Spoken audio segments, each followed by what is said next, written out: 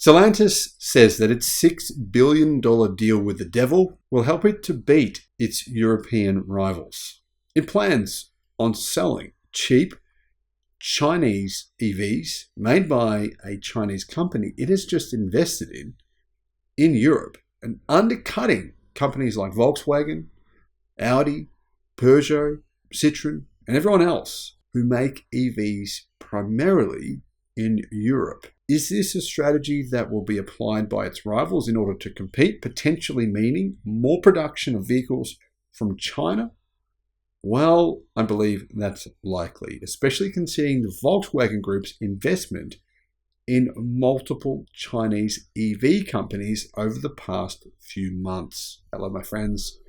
Welcome to the channel. Great to see you. Thank you for tuning in. I'm Sam Evans. You're watching the Electric Viking. Now, I hate to say I told you so, but I told you so. I told you this was going to happen 2 years ago when I first started the channel. It was just a matter of time, and well, it's all here. It's all happening within the last few months. Numerous European automakers have invested in Chinese automakers, and not only that, they've invested in making EVs, BMW themselves included, and making them in China and selling them worldwide. It's becoming their strategy. It's like a Trojan horse unleashed on the European auto market. Stellantis says its U-turn on China will help it beat its EV rivals. Now keep in mind, Stellantis is a company brand, it owns the brand Jeep, declared bankruptcy around 6 months ago in China. Stellantis let this happen. It believed that it couldn't do anything in the Chinese car market and that it was going to be swamped. However, CEO Carlos Tavares believes that he has outmaneuvered, out-chessed everyone else. He says that this strategy will help it beat its EV rivals, but he has denied that his investment in China could turn Stellantis into a conduit for Chinese EV manufacturers trying to take over the European market. Now, he's denied it. That's great. But it's like denying that, the sun is hot. The sun is hot, right? We know that. Yeah. Unless you live in, Antarctica, I guess. Anyhow, Stellantis says its $1.1 billion purchase of a stake in a Chinese electric vehicle maker will help it offer more affordable EVs and gain an edge on rivals, bracing for an onslaught of cheaper exports from the country. So Stellantis just plans on rebadging EVs made in China, which is Dacia. The cheapest EV in Europe is a Dacia, which people in Europe think is a Dacia, but it's not. It's a Chinese car from a Chinese company that makes them for Dacia. Makes them for Renault, basically. Stellantis has gone, well, it's working for you. We'll do the same thing. We'll just get some random Chinese company, Leap Motor, who is struggling. We'll invest in them. We'll basically have an ownership stake in this company, get them to make our EVs for us, rebadge them, put a new badge on them, send them off and sell them off in Europe. That's their plan.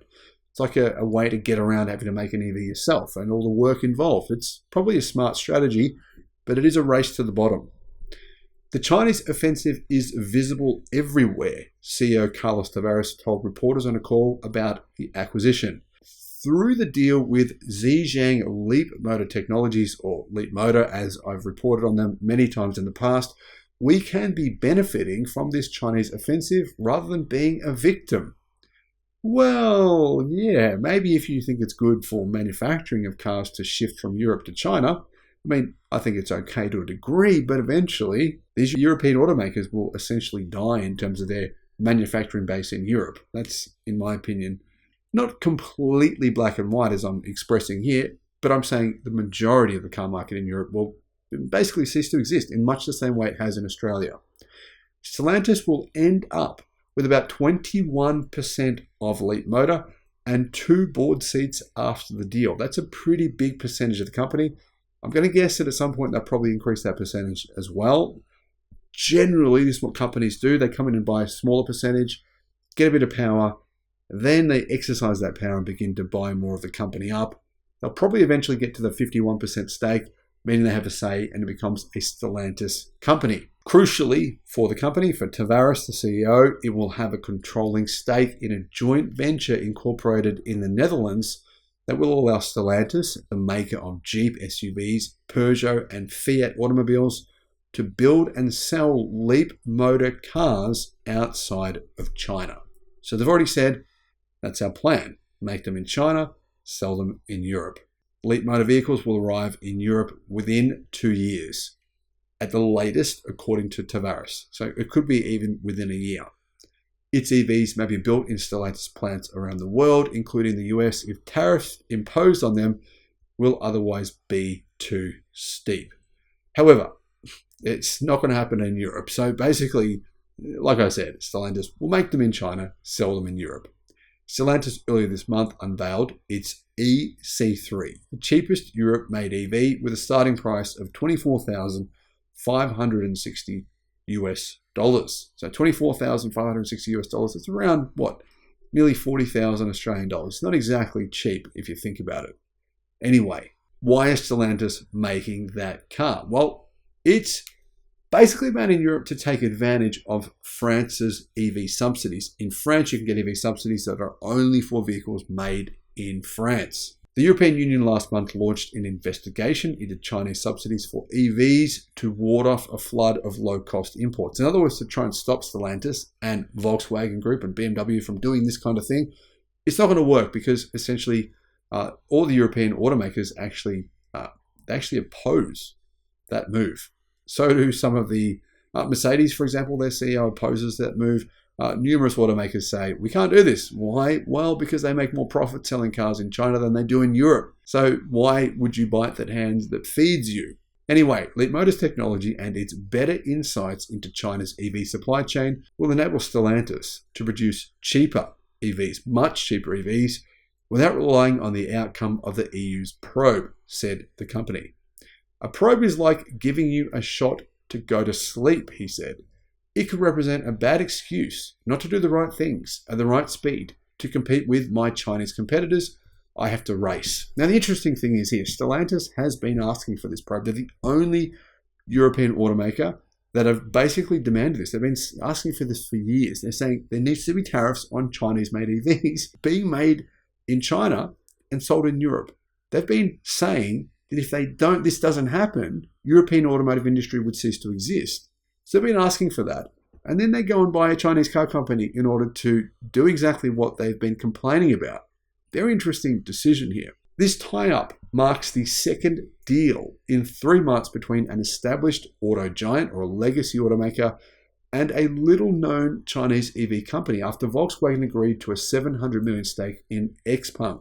The spurt of deal-making shows how important China has become in the global transition to electric vehicles, and not only that, but also in the global automotive industry pecking order. Stellantis, according to Automotive News Europe, has struggled to gain traction in China compared with rivals like Volkswagen and BMW. But that said, Volkswagen's percentage of the Chinese automaker continues to shrink, as does its profits in China. The deal with Leapmotor comes just days after Stellantis decided to end manufacturing in China, a country that in the past Tavares has described as risky in geopolitical terms. The about face shows he is willing to be pragmatic to better compete with local champions like BYD, which offer a huge range of affordable and actually very impressive electric cars, which apparently a lot of Chinese say are suited to their local interests or local tastes.